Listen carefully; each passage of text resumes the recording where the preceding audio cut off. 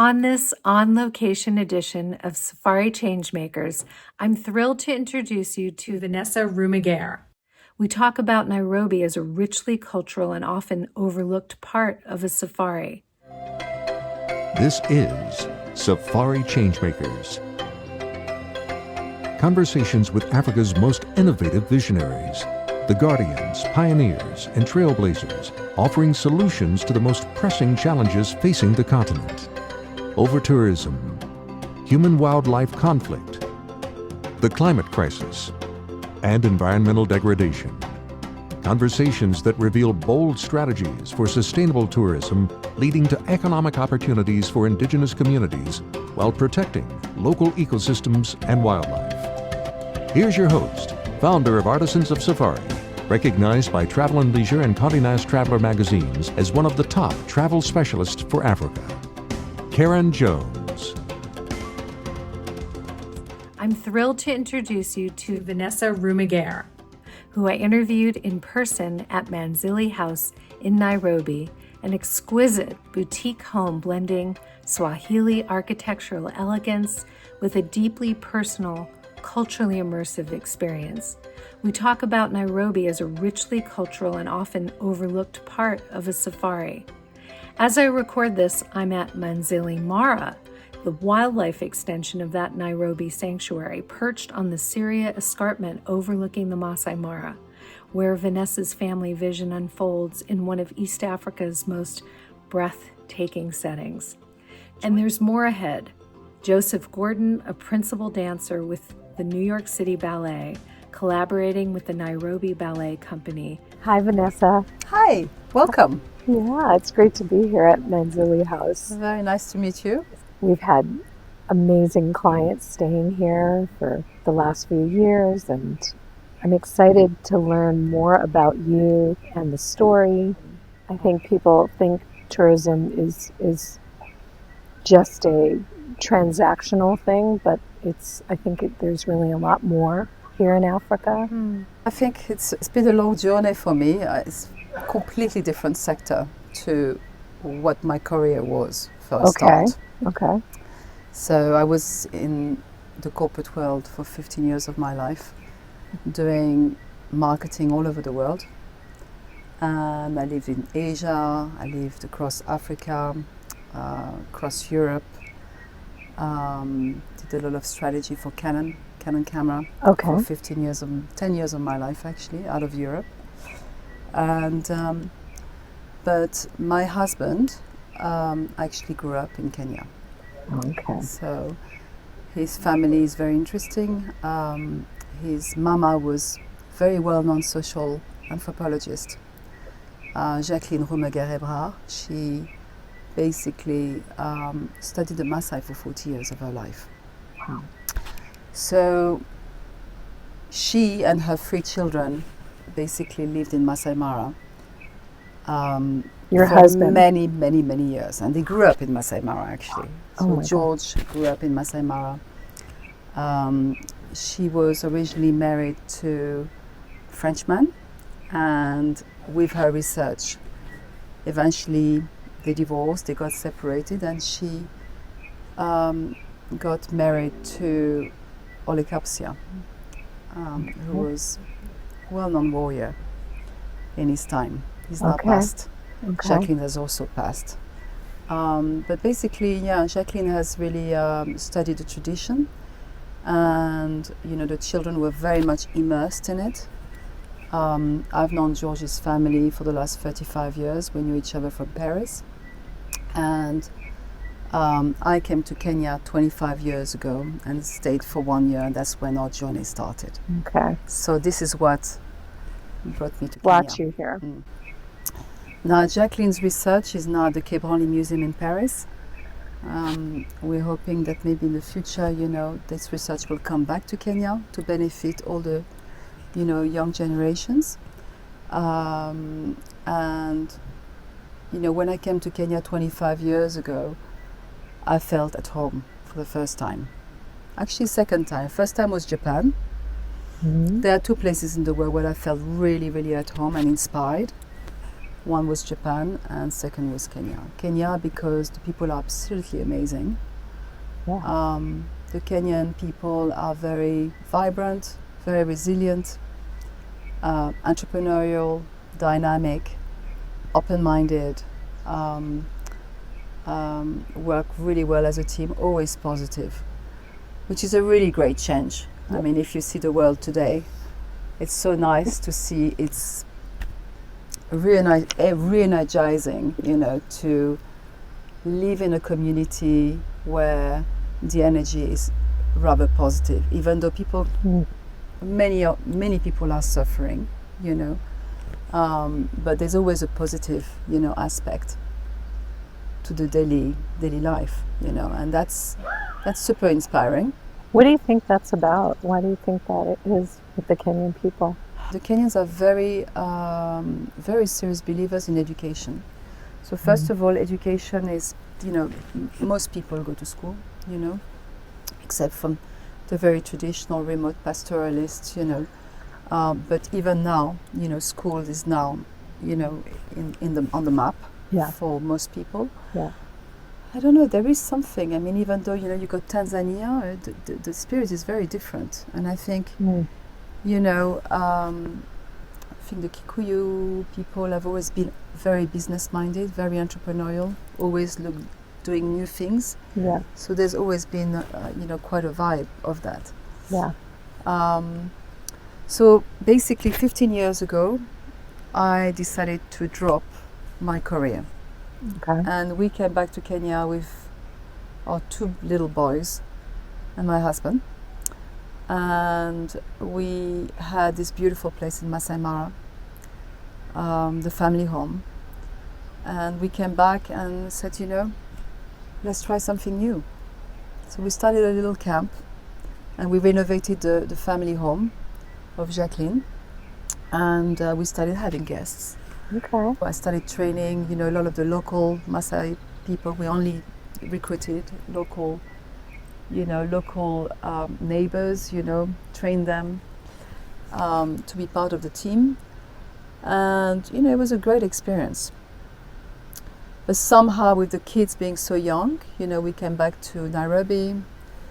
We decided to put a bit of a hold. George is very much into conservation as well. So I got involved. I started my fashion and home decor brand out of Nairobi because the kids had to go to school. Okay. And a few years later, you know, I realized my creativity. I started designing a home in the Rift Valley, about an hour away from Nairobi. Okay. Nairobi House, which As is you're in heading up towards Masai Mara. Oh, okay. So it's just an hour away from Nairobi. And it's been so successful. And I worked with amazing artisans from Lamu. So we're also lovers of Lamu. Yep. Lamu Island is very much in our heart. We've been going to Lamu for the last 20 years with our children. I love the creativity in Lamu. The Kenyans are super creative, you know, whether it's the artisanal, whether it's the, you know, banking world, you know, the mobile banking, you know, we have M-Pesa, you know. I mean, they're super advanced, you know, they're on the, how do you say, the forefront of, you know, different sectors. You know, also the fact that we are losing our artisanal. If you look in Europe, where is the artisanal, you know? We still have great artisanal in India, Mexico, you know, South America, but, you know, Kenya has incredible artisanal. Lamu has incredible artisanal, whether it's woodwork or, you know, the dhows, the sailing dhows, the architecture, the Swahili architecture, you know. People still doing things with their hands. People are doing things with their hands, and it's absolutely amazing. Yeah. The Maasai with their beading, you know. Yeah. Yeah. So, you know, being a creative, which I didn't know I was, I think, you know, Kenya allowed me to become creative or to realize my creativity. And I love working with, you know, developing new designs, and whether it's, you know, for fashion or home decor or, you know, designing a house, doing the interiors, you know, I love it. It's very much in my heart. And I love working with the people to make something beautiful. So that's really been for me my drive. And Omararoy was a real success. And during COVID, nothing was happening. Yep. You know, we had bought this property. This where we are. 7 years ago. We have our old home next door, which is I fell in love with, and we basically there was nothing much to do, and I don't like to be bored, and I love being with people, and I'm getting older and older every day, Yeah. And being social, I really wanted to create a space where I could meet really interesting people, travel the world from this place. Yeah. So we designed, had a lot of fun, and we designed Manzili and built Manzili during the COVID times. And I had no idea what it would be, what it would become, but it was mainly to be a home, a cozy home. When COVID ended, we launched. I remember. Yeah. And that feedback was incredible, because I think people had been used to being, to hibernate, right? And suddenly they still wanted to be quite private. It was quite something to start being in larger places with many people and everything. So actually, it was a really organic launch. It was very easy. Yeah. It's just been an organic growth, improvement, It's very gentle, and it's just really a pleasure to have the most incredible people coming to stay with us and being with us. And, we have our sundowner's evening every evening, and we meet different people from all over the world who are absolutely lovely, because we've got incredible agents who bring us very nice people that we can meet. I don't think people realize that a place like Nairobi, is what it is. They think of it as there's a lot of misconceptions. Oh yeah. What do you think the misconceptions are about this city? Nairobi not being safe. But also, Nairobi has grown really, really quickly. Yeah. The transformation of Nairobi in the last 10 years even, has been absolutely incredible in terms of everything. To do restaurants, the city is super vibrant. There's a lot of investment. A lot of people are moving to Kenya. There's a lot of influence also from outside coming in. So Nairobi's become a real hub, and we've got great new products coming in. We've got a lot of art, the art scene, the creativity, the fashion, the food. So there's a lot to do. When people are a little bit wary if they've never been to Kenya and they have to learn, they have this perception that Nairobi could be a bit scary, maybe. Yep. And what is funny is when they arrive in Manzili, for example, because it's so peaceful, beautiful, peaceful, tranquil, and little oasis, right? Right. And they arrive here and they're so surprised because they don't expect. Yeah. They thought there would be something very buzzy, very busy. Actually, we're quite lucky in Karin. It's still quite peaceful, I love that. I love surprising so people. I think it's about the surprise, they arrive here and they're exhausted, but they feel safe, they feel like you're a little bit in the bush, still in the middle of the city, So it's been a great journey actually, and I've really enjoyed it. And, I love the fact that, it's a very vibrant life because, you always get very much, challenged, conversing with different people all the time and, exchanging ideas, exchanging projects. We always have new projects. The clients or guests always have different interests, and I love to always, try and cater for different interests. You may have guests, who are interested in art. We organize art exhibitions within Manzili on request. Mm-hmm. We love promoting artists. You know, young. You know, we have a partnership with Dutch lady who's promoting new Kenyan artists. You know, so that's great. On request, you know, we set up a whole exhibition around Manzili, you know, which is a mixture of paintings but also sculptures. You know, Mm-hmm. and then she comes to give a talk and explains about each profile of each artist. Also, people who are interested in, I don't know, whether they're in the computer industry, whether they're in music industry, whether they are, you know, music industry or different aspects. You know, there's so many things to see, so many projects to see. Yeah. In Kibera, you've got the Art Center. You've got Avido, who does fashion, who grew up in the slum of Kibera, who now has this amazing workshop, who's training kids who are very interested in that sector, you know. So, you know, there's so much more, and it makes the experience a lot richer. Yeah. You know, some people may be really fan of food, Mm-hmm. real foodies, you know. Yep. And then, you know, so you've got many different areas that you can go to very nearby here, but the choice in Nairobi is also very wide. Mm-hmm. But we also do a Swahili cultural event here, because we like to promote the Swahili culture, Yeah. being inspired from Lamu. Yeah. You know, so we love sharing the taste, different flavors, you know, of different meals and everything. So that's been actually really popular.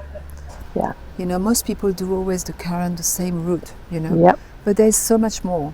So much more than You the know? Giraffe Center and the Yes. Karen and Yes. Sheldricks. Yes. Absolutely. If they're foodies, they can go to the Brown, you know, the Brown's farm, you know, and have a beautiful farm lunch, you know, Mm-hmm. and see, you know, how they make, you know, all this amazing cheese and Gin products. distilleries. and- Exactly.